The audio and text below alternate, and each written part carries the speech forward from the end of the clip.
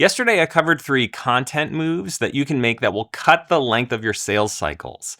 Today, I'm going to help you avoid the pitfalls of poor execution. Now, I've helped dozens of tech companies over the past 4 years produce incredible 6- and 7-figure sales deals using only content. I've also helped clients get millions of downloads and get viral attention on their products using these tactics. Now, everything I'm sharing here, it goes back to one of my favorite quotes.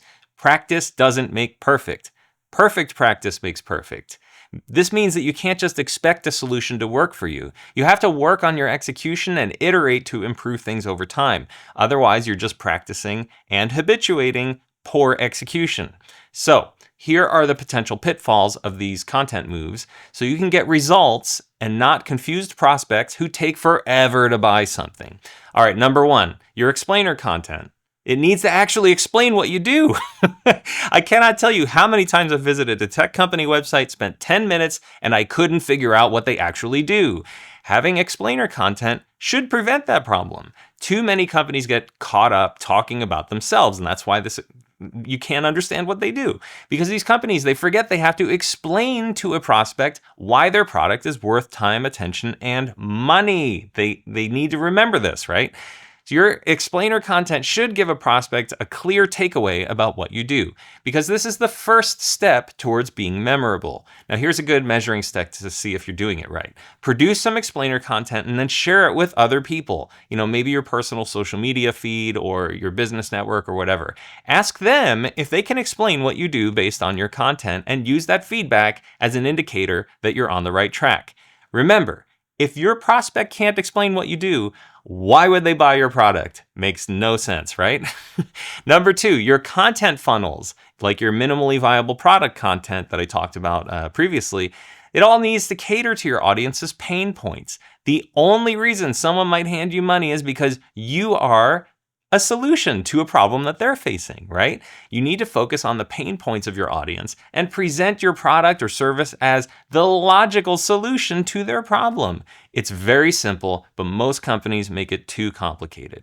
So start super small with a well-known and understood problem, something that you've helped out tons of customers with, or maybe the reason why you developed your product. Write 3 high-level blog posts about the problem. Just the problem. You don't have to talk about solutions. Just write about the problem. Not every article needs to be about, getting someone to buy from you.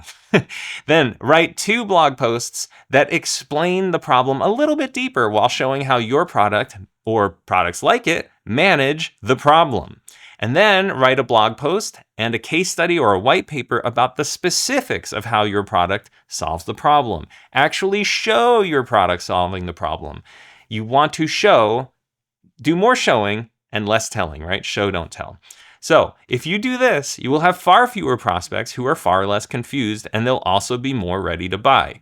Now, if there's like a long sales cycle thing going on and you've got a sales team, you need to have sales enablement content. So that's number 3. Sales enablement content actually needs to actually prove that your solution works.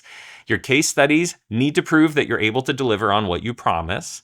And the bigger the amount of money that you're asking, the better you need to prove that you actually solve the problem. If you have no evidence that you're solving a problem with your product or service, your prospects are basically betting on a hunch. But if you have sales enablement content that's hypnotic and persuasive, which we've talked about before, you can easily convince people to buy.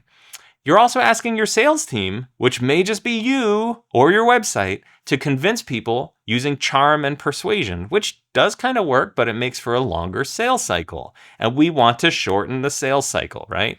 Also, don't provide sales enablement content to your prospects that only kind of sort of demonstrates that your customers are successful. If you don't have the content a prospect needs, the very specific content, then tell them you'll get back to them in a week. And in the meantime, hire someone like me who can turn that stuff around for you super fast.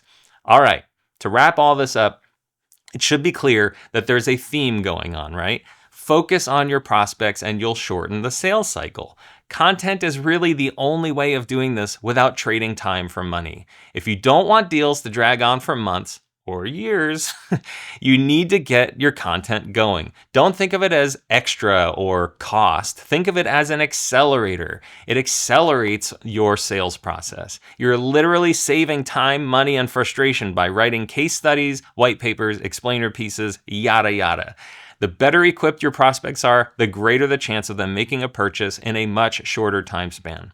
All right, let me know your thoughts on this, or if you've seen any success with these approaches, and I'll see you in the next video.